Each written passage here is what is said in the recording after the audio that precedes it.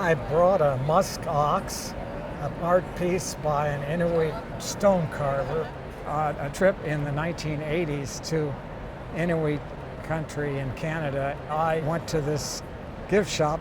This looked more like a museum piece, so I acquired it. The artist's name is Mark Tungalik. You purchased it in the 80s.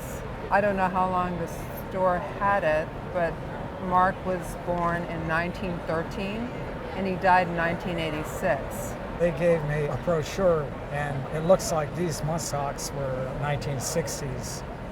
Yes, it was a theme he was heavily into at that particular time. In terms of carving, Inuit art has been around from prehistoric times, but it was in the 40s that the Canadian government stepped forward to help organize the Inuit First People of Canada to have a guild to ensure that they would get a fair price for their work. Your piece is made out of soapstone, and the horns are made out of whalebone. When it came out of the box, I was in love with it from the second I saw it.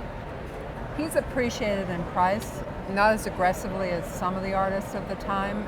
The largest market for them, obviously, is in Canada, and there are auction houses that dedicate themselves to their sales, and a lot of these artists that began carving in the 30s, 40s, 50s, and 60s are achieving prices in the tens of thousands of dollars.